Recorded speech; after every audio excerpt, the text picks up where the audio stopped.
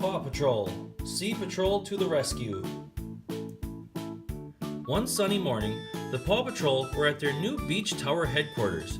Mayor Goodway had asked the pups to be Adventure Bay's new lifeguard rescue team. She wanted them on duty during her luau that afternoon. "We'll be the Sea Patrol," Ryder announced. "But before you can save anyone, you'll have to earn your lifeguard badges." "Ready, set, get wet," barked Zuma.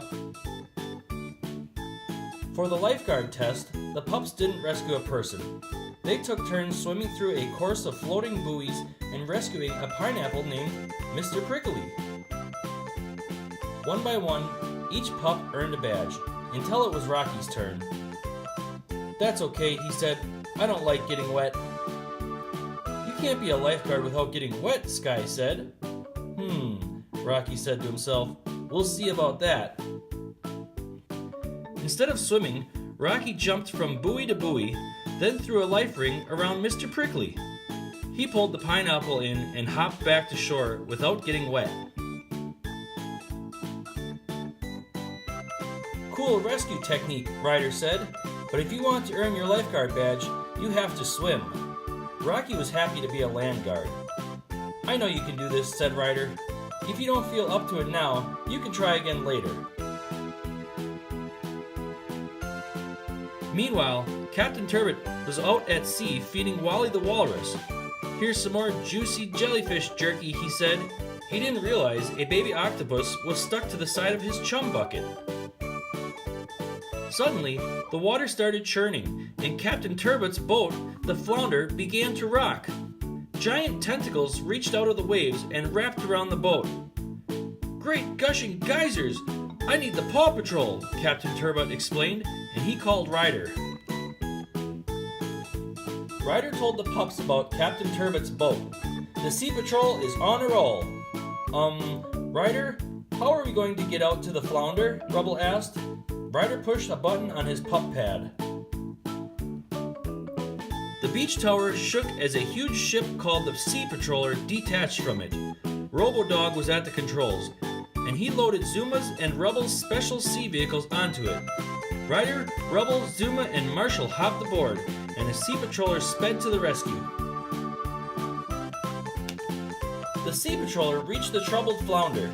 Zuma and Rubble hit the waves in their new sea vehicles. Zuma tried to pull the tentacles off Cap'n Turbot's boat with his vehicle's mechanical arms, but the sea monster was too strong.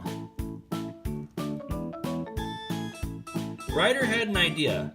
He told Robo-Dog to sound the Sea Patroller's horn. Wah!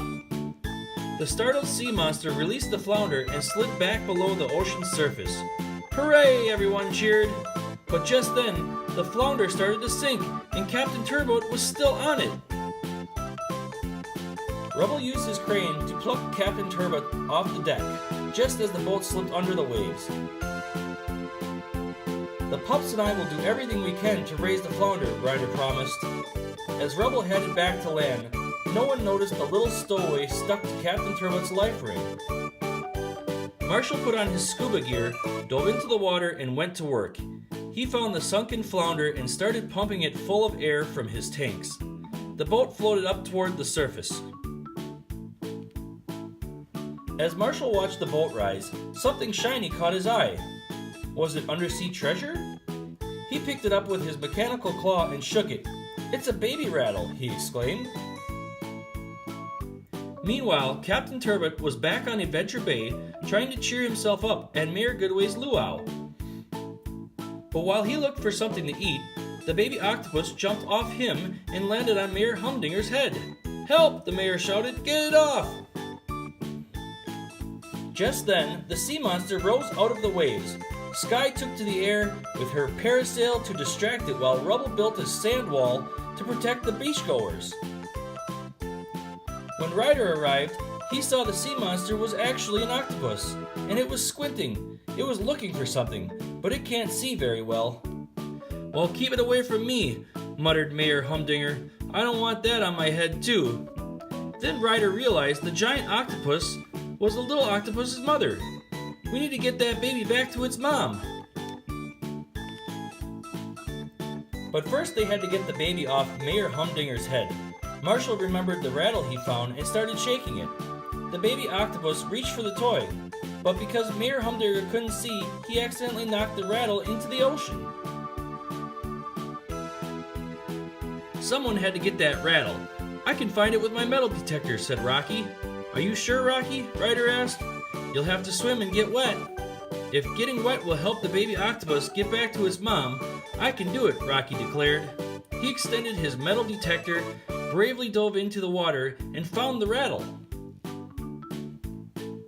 Shaking the toy, Zuma boarded the sea patroller with Ryder and headed away from the beach. The little octopus followed the rattling noise, and the mother followed her baby. Out in the deep water, the mother and baby found each other and hugged. Ryder quickly made eyeglasses out of 2 punch bowls from the luau.